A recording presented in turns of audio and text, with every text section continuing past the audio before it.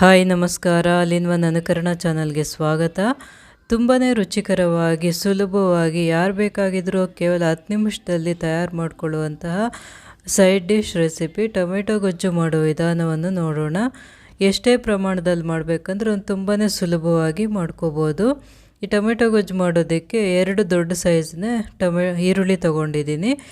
ಚೆನ್ನಾಗಿ ಹಣ್ಣಾಗಿರುವಂಥ 8 ಟೊಮೆಟೊನ ತೊಗೊಂಡಿದ್ದೀನಿ. ಇವೆರಡನ್ನೂ ಸಣ್ಣದಾಗಿ ಕಟ್ ಮಾಡಿ ಇಟ್ಕೋಬೇಕು. ಈಗ ಕುಕ್ಕರ್ನ ಸ್ಟವ್ ಮೇಲೆ ಇಟ್ಬಿಟ್ಟು ಅದರಲ್ಲಿ ಈರುಳ್ಳಿ ಮತ್ತು ಟೊಮೆಟೊನ ಸೇರಿಸ್ತಾ ಇದ್ದೀನಿ. ನಾನೇನು ಒಗ್ಗರಣೆ ಮಾಡ್ತಾಯಿಲ್ಲ, ಹಾಗೆ ಡೈರೆಕ್ಟಾಗಿ ಕುಕ್ಕರ್ಗೆ ಸೇರಿಸ್ತಾ ಇದ್ದೀನಿ. ಈಗ ಇದ್ರ ಜೊತೆಗೆ 1 ಗಡ್ಡೆಯಷ್ಟು ಬೆಳ್ಳುಳ್ಳಿ ಹೆಸಳು, 1 ಹೆಸಳಿನಷ್ಟು ಕರಿಬೇವಿನ ಸೊಪ್ಪು, 4 ಹಸಿಮೆಣಸಿನ್ಕಾಯಿನ ಉದ್ದವಾಗಿ ಕಟ್ ಮಾಡಿ ಸೇರಿಸ್ತಾ ಇದ್ದೀನಿ.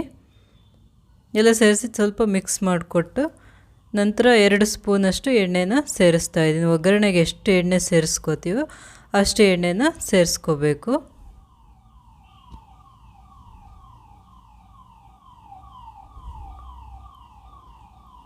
ಎಣ್ಣೆ ಹಾಕಿದ್ಮೇಲೆ ಇದು ರುಚಿಗೆ ಎಷ್ಟು ಬೇಕೋ ಅಷ್ಟು ಉಪ್ಪು ಸೇರಿಸ್ಕೋಬೇಕು. ಗೊಜ್ಜಿಗೆ ಎಷ್ಟು ಬೇಕೋ ಅಷ್ಟು ಉಪ್ಪು ಸೇರಿಸ್ಕೊಂಡು ಒಂದು ಅರ್ಧ ಸ್ಪೂನಷ್ಟು ಅರಿಶಿನ ಸೇರಿಸ್ಕೊಂಡು ಚೆನ್ನಾಗಿ ಮಿಕ್ಸ್ ಮಾಡಿಬಿಟ್ಟು ಮುಚ್ಚಳ ಮುಚ್ಚಿ ಮೀಡಿಯಮ್ ಉರಿಯಲ್ಲಿ 3 ವಿಷಲ್ ಕೂಗಿಸ್ಕೋಬೇಕು. ಹೈ ಫ್ಲೇಮಲ್ಲಿ ಬೇಯಿಸ್ಕೋಬಾರ್ದು, ಮೀಡಿಯಮ್ ಉರಿ ಇಟ್ಟು ಒಂದು 3 ವಿಷಲ್ ಕೂಗಿಸ್ಕೋಬೇಕು. ಆಗ ಚೆನ್ನಾಗಿ ಬೆಂದ್ಕೊಳ್ಳುತ್ತೆ ಟೊಮೆಟೊ ಮತ್ತು ಈರುಳ್ಳಿ. ಒಗ್ಗರಣೆಯಲ್ಲಿ ಬೇಯಿಸೋದಕ್ಕಿಂತ ಚೆನ್ನಾಗಿ ಸಾಫ್ಟಾಗಿ ಬೆಂದ್ಬಿಟ್ಟಿರುತ್ತೆ. ಈಗ ಪ್ರೆಷರ್ ಹೋಗಿದೆ, ಮುಚ್ಚಳ ತೆಗೆದು ನೋಡೋಣ.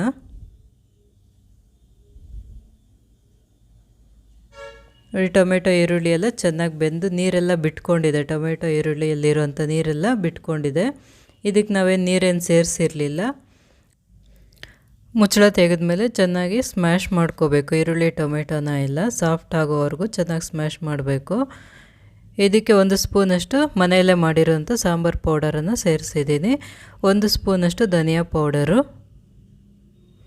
ಅರ್ಧ ಸ್ಪೂನಷ್ಟು ಒಣಖಾರದ ಪುಡಿ. ನೀವು ಗ್ರೇವಿಗೆ ಎಷ್ಟು ಬೇಕೋ ಅಷ್ಟು ನೋಡಿಕೊಂಡು ಸೇರಿಸ್ಕೋಬೋದು. ಮೊದಲೇ ಹಸಿಮೆಣಸಿನ್ಕಾಯಿ ಸ್ವಲ್ಪ ಹಾಕಿದ್ದೆ. ಈಗ ಟೊಮೆಟೊ ಜಾಸ್ತಿ ಹಾಕಿರೋದ್ರಿಂದ ಸ್ವಲ್ಪ ಹುಳಿ ಅಂಶ ಇರುತ್ತೆ ಟೊಮೆಟೊ ಗೊಜ್ಜಲ್ಲಿ. ಅದಕ್ಕೆ ಸ್ವಲ್ಪ ಸಕ್ಕರೆ, 1/4 ಸ್ಪೂನಷ್ಟು ಸಕ್ಕರೆನ ಸೇರಿಸ್ತಾ ಇದ್ದೀನಿ, ಹುಳಿನ ಬ್ಯಾಲೆನ್ಸ್ ಮಾಡೋದಕ್ಕೋಸ್ಕರ. ಇವೆಲ್ಲ ಸೇರಿಸಿದಾದ್ಮೇಲೆ ಮತ್ತೆ ಚೆನ್ನಾಗಿ ಸ್ಮ್ಯಾಶ್ ಮಾಡ್ಕೋತಾ ಇದ್ದೀನಿ. ಈ ರೀತಿ ಮಾಡಿಕೊಂಡು ಇದೇ ರೀತಿ ಸ್ವಲ್ಪ ಹೊತ್ತು ಕುದಿಸ್ಬಿಟ್ಟು ಕೊತ್ತಂಬರಿ ಸೊಪ್ಪು ಉದುರಿಸಿ ಅದೇ ಹಾಗೆ ಗಟ್ಟಿಯಾಗೂ ಮಾಡ್ಕೋಬೋದು ಗೊಜ್ಜನ್ನ. ಇಲ್ಲ ಸ್ವಲ್ಪ ಗ್ರೇವಿ ಬೇಕು ಅಂದರೆ ಇನ್ನೊಂದು ಚಿಕ್ಕ ಗ್ಲಾಸ್ನಷ್ಟು ನೀರು ಸೇರಿಸ್ಕೊಂಡು ಸ್ವಲ್ಪ ಕೊತ್ತಂಬರಿ ಸೊಪ್ಪು ಹಾಕಿ 1-2 ನಿಮಿಷ ಕುದಿಸ್ಕೋಬೇಕು. ಕುದಿ ಬಂದಮೇಲೆ 1-2 ನಿಮಿಷ ಕುದಿಸಿದ್ರೆ ಟೊಮೆಟೊ ಗೊಜ್ಜು ತಯಾರಾಗುತ್ತೆ. ಟೊಮೆಟೊ ಗೊಜ್ಜು ಮಾಡೋದಕ್ಕೆ ಆಪಲ್ ಟೊಮೆಟೊನ ಉಪಯೋಗಿಸ್ಬೇಕು. ಹುಳಿ ಟೊಮೆಟೊ ಹಾಕಿದ್ರೆ ಚೆನ್ನಾಗಿರೋದಿಲ್ಲ. ನಾಟಿ ಟೊಮೆಟೊ ತುಂಬಾ ಹುಳಿ ಇರುತ್ತೆ. ಈಗ ಮುಚ್ಚಳ ಮುಚ್ಚಿ ವೆಯ್ಟ್ ಏನು ಆಗ್ತಾಯಿಲ್ಲ, ಹಾಗೆ ಸ್ವಲ್ಪ ಹೊತ್ತು ಕುದಿಯೋದಕ್ಕೆ ಬಿಟ್ಟಿದ್ದೀನಿ. ನೋಡಿ, ಈ ರೀತಿ ಚೆನ್ನಾಗಿ ಕುದೀತಾ ಇದೆ. ಗ್ರೇವಿ ಕನ್ಸಿಸ್ಟೆನ್ಸಿ ನೋಡಿಕೊಂಡು ಸ್ಟವ್ ಆಫ್ ಮಾಡ್ಕೋಬೋದು.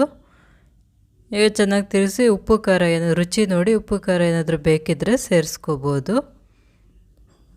ನೋಡಿ, ಈಗ ಗೊಜ್ಜು ತಯಾರಾಗಿದೆ. ಈ ಕನ್ಸಿಸ್ಟೆನ್ಸಿ ಇದ್ದರೆ ಸಾಕಾಗುತ್ತೆ.